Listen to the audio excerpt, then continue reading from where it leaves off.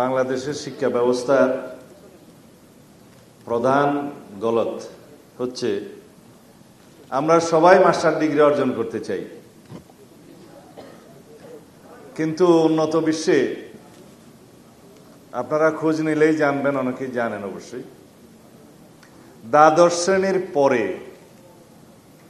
Graduation করার জন্য সবাই যান না,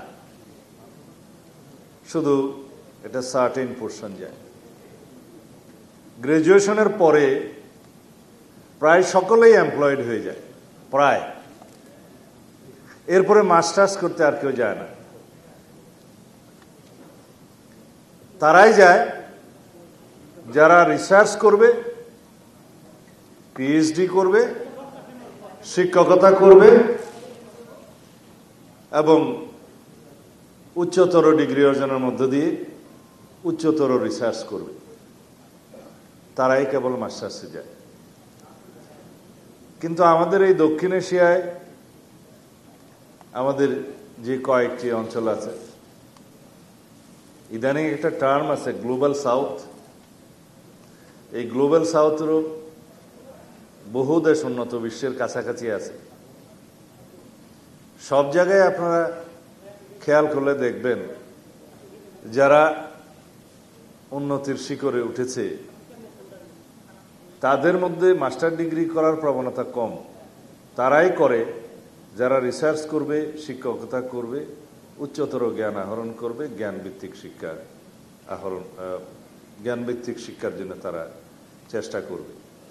যেমন বিশ্ববিদ্যালয়কে আমরা কেবল চাকরি উৎপাদনের ক্ষেত্র বানাতে পারি না, সবার জন্য শিক্ষা বাস্তবায়নের জন্য আমরা এই 1991 সালে দেশনেত্রী বেগম খালেদা জিয়ার ঘোষণা মতে বাংলাদেশের সবার জন্য শিক্ষা কার্যক্রম শুরু করি।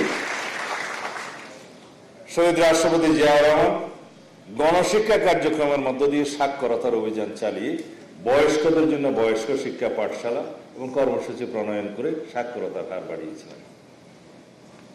এই জন্যই সবসময় বলি, বাংলাদেশে যা কিছুই সংস্কার এবং উৎপাদনশীল শিক্ষা, উন্নয়ন এবং সমৃদ্ধির পরিকল্পনা প্রণীত হয়েছে, বাস্তবায়ন হয়েছে, সকল কিছুই বিএনপির হাত ধরেই শুরু হয়েছে। অন্যান্য সরকারের কিছু কিছু কৃতিত্ব নাই সেটা বলবো না, কিন্তু উল্লেখ করার মতো নয়। আমরা এই প্রাইভেট সেক্টরের জন্য যে দ্বার উন্মুক্ত করলাম, শিল্প কারখানা, গার্মেন্টস শিল্পের জন্য যে উদ্যোগ প্রথম থেকে রাষ্ট্রপতি জিয়াউর রহমান গ্রহণ করলেন, বিদেশে শ্রমিক রপ্তানির যে উদ্যোগ তিনি গ্রহণ করলেন, তার সবকিছুর উপকার ভোগিত এই নেশন এখনো পর্যন্ত এবং সামনেও পেয়ে যাবে। তাই সবার জন্য শিক্ষা কার্যক্রমের জন্য আমরা শুরু করেছিলাম খাদ্যের বিনিময়ে, ফুড ফর এডুকেশন, খাদ্যের বিনিময়ে শিক্ষা হবে বাংলায়। পরে সেটা পরবর্তী সরকার অর্থের বিনিময়ে শিক্ষা, এই কর্মসূচি কন্টিনিউ করেছেন, কিন্তু প্রসার করেননি। অন্তত প্রাইমারি শিক্ষায় একটা বৈপ্লবিক পরিবর্তন আমরা লক্ষ্য করেছি তখন। কারণ যে দরিদ্র ঘরের সন্তান তার পেটের ক্ষুধা নিবারণের জন্য অল্প বয়সে স্কুলের বাইরে রুটি রুজির চেষ্টায় লিপ্ত থাকতো, তার দরিদ্র পিতামাতা সেটা ছাড়া আর কোনো চিন্তা করতে পারতেন না, তাকে স্কুলে নিয়ে আসার জন্য জবরদস্তি আইন পাশ করে তো আর হবে না, আমরা সেটা যেভাবে করতে হয় সেভাবে তাকে করেছি। তার ছেলে শিক্ষিতও হচ্ছে, আর্থিক বা খাদ্যের সহযোগিতাও পাচ্ছে, এবং যে কোনো পিতামাতা তার সন্তানকে শিক্ষিত করতে চাইবেন, সেটাই তো স্বাভাবিক, তাই হয়েছে।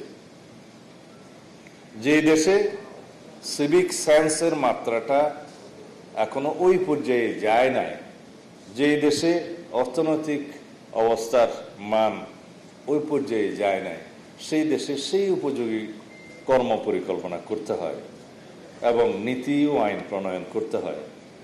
জবরদস্তি কোনো আইন প্রণয়ন করে মানুষকে সেই লেভেলে উন্নীত করা যায় না, জাতিকে সেই লেভেলে উন্নত করা যায় না। সেই জন্যে আমরা বলি যে আমরা কোনো বিষয়ে স্বপ্ন দেখব, পরিকল্পনা করব, আইন প্রণয়ন করব, বাস্তবায়ন করব, সেটা ওভারনাইট হয় না, সেটা পর্যায়ক্রমে হতে হয়। সেইভাবে আগামী দিনের কর্মপরিকল্পনা ইনশাআল্লাহ আমরা সাজিয়েছি, সাজাবো।